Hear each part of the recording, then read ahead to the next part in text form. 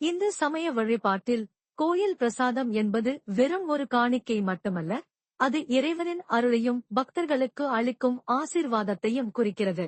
குறிப்பாக பிரசாதமாக வழங்கப்படும் பூக்கள் மற்றும் மாலைகளை கையாள்வதில் சில தெளிவான நெறிமுறைகள் வகுக்கப்பட்டுள்ளன. இந்த வழிகாட்டுதல்கள் பக்தியின் தூய்மையையும் புனித பொருட்களின் மதிப்பை உணர்ந்து நடந்து கொள்ளும் விதத்தையும் வலியுறுத்துகின்றன. கோயிலில் பிரசாதமாக வழங்கப்படும் பூக்கள் உதிரி பூக்களாக இருப்பின், பெண்கள் அவற்றை அழகாக தொடுத்து தங்களது கூந்தலில் சூடிக்கொள்ளலாம். இது இறைவனின் அருளை தங்கள் உடலிலேயே தாங்கிச் செல்லும் ஒரு பக்தியான செயலாகும். ஆண்கள் இந்த உதிரி பூக்களை வாங்கி வந்து தங்கள் வீட்டின் பூஜை அறையில் உள்ள சுவாமி படங்களுக்கு முன்பாகவோ அல்லது புனிதமான இடத்திலோ வைத்து வழிபடலாம். அதேபோல் பூக்கள் மாலையாக தொடுக்கப்பட்டு பிரசாதமாக வழங்கப்பட்டாலும் பெண்களும் அதை தலையில் சூடிக்கொள்ளலாம்.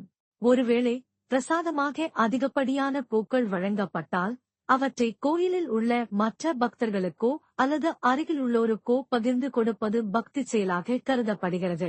இது இறைவனின் அருளை பலருடன் பகிர்ந்து கொள்ளும் உயர்ந்த பண்பை பறைசாற்றுகிறது.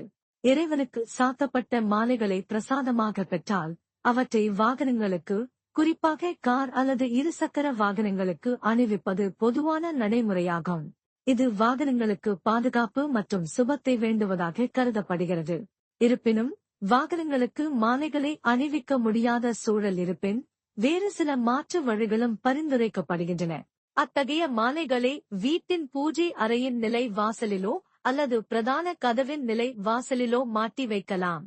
அவை காய்ந்த பிறகு அவற்றை பூஜை அறை குப்பைகளுடன் சேர்த்து அப்புறப்படுத்தலாம்.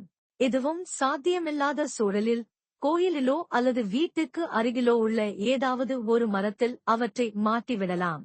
இது புனித பொருட்களை உரிய முறையில் அப்புறப்படுத்தும் விதமாக கருதப்படுகிறது. ஒரு முக்கியமான விதிமுறை நிர்மால்யம் என்ற கருத்துடன் தொடர்பு சமர்ப்பிக்கப்பட்ட எந்தவொரு பொருளுக்கும் நிர்மால்யம் என்று பெயர். ஒரு முக்கியமான விதிமுறை நிர்மால்யம் என்ற கருத்துடன் தொடர்புடையது. இறைவனுக்கு ஒருமுறை சாத்தப்பட்ட அல்லது சமர்ப்பிக்கப்பட்ட எந்தவொரு பொருளுக்கும் நிர்மால்யம் என்று பெயர். இதன் பொருள் அந்த பொருட்கள் மீண்டும் இறை வழிபாட்டிற்கு பயன்படுத்துவதற்கு ஏற்றவை அல்ல என்பதாகும்.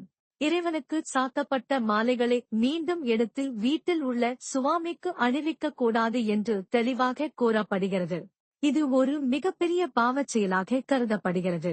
ஒவ்வொரு வழிபாடும் தனித்துவமானதாகவும் புதிதாகவும் அர்ப்பணிப்புடன் கூடியதாகவும் இருக்க வேண்டும் என்பதை இக்கருத்து வலியுறுத்துகிறது. ஒருமுறை இறைவனால் ஏற்கப்பட்ட பொருள் அதன் புனித நோக்கத்தை நிறைவேற்றிய பிறகு மறுபயன்பாட்டிற்கு உகந்ததல்ல. பூஜைக்கு பூக்கள் இல்லாத சூழலிலும் வழிபாடு செய்ய முடியும் என்பதையும் இக்கருத்துகள் தெளிவுபடுத்துகின்றன. பூக்கள் இல்லாமலேயே பூஜை செய்யலாம். மேலும் பூஜைக்கான பூக்கள் இல்லாத பட்சத்தில் வில்வ இலைகளை வாங்கி உலர்த்தி வைத்துக் கொண்டு தேவைப்படும் போது தண்ணீரில் சுத்தம் செய்து பூஜைக்கு பயன்படுத்தலாம். வில்வ இலைகளுக்கு ஒரு தனிச்சிறப்பு உண்டு. அவை நிர்மால்யம் கிடையாது. இதன் பொருள் வில்வ இலைகளை எத்தனை முறை வேண்டுமானாலும் மீண்டும் மீண்டும் பூஜைக்கு பயன்படுத்தலாம். இதற்கு எந்த குறிப்பிட்ட விதிமுறைகளும் இல்லை. எத்தனை முறை பயன்படுத்தினாலும் அதன் தெய்வீக தன்மை சற்றும் குறையாது என்பது வில்வ இலைகளின் தனிப்பெரும் மகிமையாகும். இவ்வாறு கோயில் பிரசாதத்தை பெறுவது, கையாள்வது மற்றும் புனித பொருட்களை நிர்வகிப்பது தொடர்பான இந்த நெறிமுறைகள் பக்தர்களிடையே ஒழுக்கத்தையும் புனிதமானவற்றுக்கு மதிப்பளிக்கும் உணர்வையும் வளர்க்கின்றன. இது பக்தி செயல்களை வெறும் சடங்குகளாக மட்டும் பார்க்காமல் ஆழ்ந்த ஆன்மீக அர்த்தத்துடன் கூடியவையாக மாற்றுவதாகும்.